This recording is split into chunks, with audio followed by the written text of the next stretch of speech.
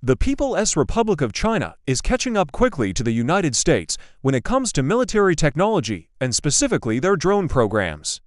With an aggressive military modernization program that includes doubling their defense budget every 5 years and investing heavily into domestic companies to design and build next-generation weapons.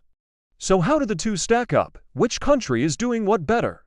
Is the US still ahead of the game, or is China rapidly catching up? Let us take a closer look at the latest info on Chinese and American drone capabilities and compare them across 15 categories.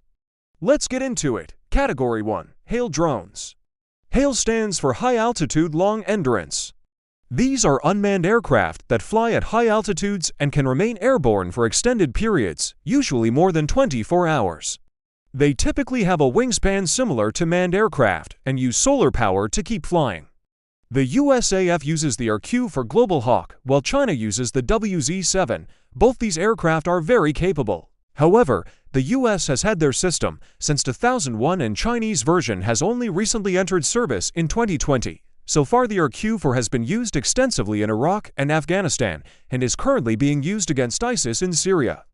The WZ-7 has not yet seen any combat, but is deployed along the Chinese border with India and Taiwan.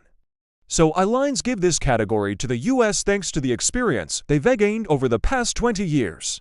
Category 2. Strike UAVs. For strike UAVs, the US has the MQ-9 Reaper and China has the Wing Lung.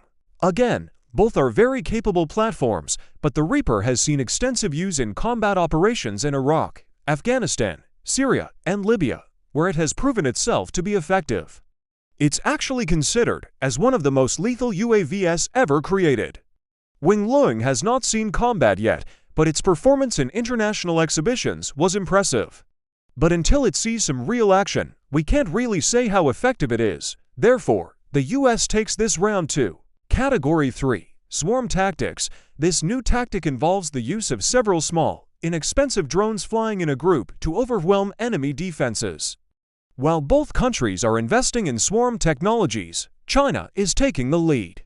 In fact, last year, China released a video showing 110 attack drones coordinated in a swarm to simulate an attack. In comparison, the US is just starting to test its own swarm technology with 6X for 7C drones.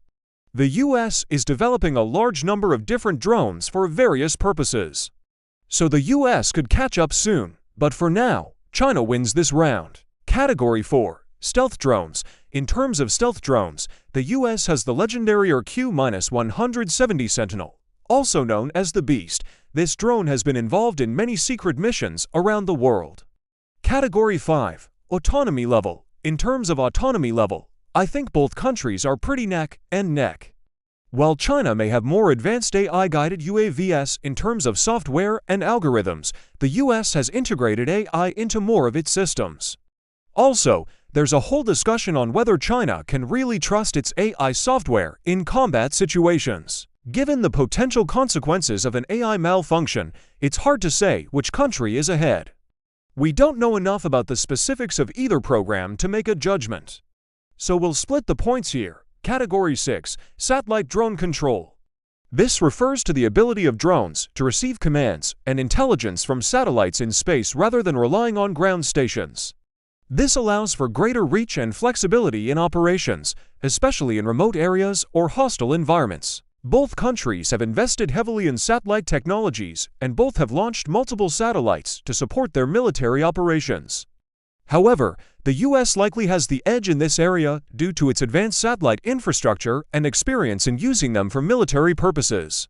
The US has a head start in this field and likely has a more robust and sophisticated satellite network than China. So I'll give this category to the US. Category 7. Combat use. This refers to the actual use of drones in combat operations. The US has extensive experience in this area, having used drones in conflicts in Iraq, Afghanistan, Syria, and Libya. During these conflicts, the US has used drones for a variety of missions, including surveillance, reconnaissance, target acquisition, and direct combat. The use of drones in these conflicts has been highly controversial, but there's no doubt that the US has gained valuable experience in using drones in combat. On the other hand, China has not yet used its drones in actual combat, so it's difficult to assess their capabilities and effectiveness in this area. As I mentioned earlier, China has claimed that it has used its drones in combat in Syria, but this has not been independently verified. So in this case, US wins this round. Category 8. Drone Logistics. This refers to the ability to quickly deploy and sustain drones in a theater of operations. Both countries are working on developing the capability to launch drones from ships, submarines, aircraft, and even other drones. In this case, airlines give the edge to the US because they are already working on dropping drone cargo mid-air, while China is still focusing on land-based launches. The U.S. Air Force Research Laboratory is working on a new technology that will allow C-130 transport planes to drop lightweight attack drones directly from cargo doors during flight. Once the drone is released, it will deploy its wings and immediately begin following its pre-programmed mission parameters. Category 9. Wingman Drones. Wingman drones are loyal wingman-style, uncrewed combat aircraft designed to fly alongside manned aircraft, providing support in combat. The US has the Skyborg program, which is currently in development, while China has the Loyal Wingman in dev. I'll have to give this one to the US. Again, they have more experience in developing such systems, and they are likely to have an advantage in terms of technology and know-how. Category 10. Naval Drones. This refers to the use of drones on naval platforms, such as aircraft carriers, destroyers, and submarines. Both countries are developing drone capabilities for their navies. However, the US has more experience in this area, as it has been using drones on its carriers for several years. In fact, the US Navy has tested launching and recovering drones from aircraft carriers using electromagnetic catapults and arresting gear, which could enable carriers to deploy large numbers of drones quickly and efficiently. China has not yet tested launching drones from its carriers, and therefore airlines give this category to the US. Category 11. AI Integration. Both countries are working on integrating AI into their drone systems to improve their capabilities. China claims to have developed a drone with fully autonomous AI capabilities that can complete combat missions without human intervention. However, this claim has not been independently verified, and there are doubts about the reliability and safety of such a system. The US is also working on integrating AI into its drone systems, but it has not yet reached the level of fully autonomous drones. The US approach seems to be more focused on using AI to assist human operators rather than replacing them entirely, so this round will be a tie. Category 12. Hypersonic Drones. Both countries are in the concept and development phases of hypersonic UAVs. The US has a few projects in various stages of development, including the Hypersonic Air Combat Vehicle, or HACV, and the Air Combat Evolution, or ACE program. China has the GJ series of hypersonic drones, which are said to be capable of carrying conventional or nuclear warheads and penetrating strong air defenses. However, there isn't much information available on these programs and their capabilities. So this round will also be a tie. Category 13. Drone Endurance. This refers to the amount of time a drone can stay airborne. The endurance of a drone depends on various factors, including its size, weight, speed, and altitude. Generally speaking, USAF drones have a longer flight time than Chinese drones. For example, the MQ-9 Reaper can fly for up to 27 hours, while the Wingling has a maximum flight time of around 20 hours.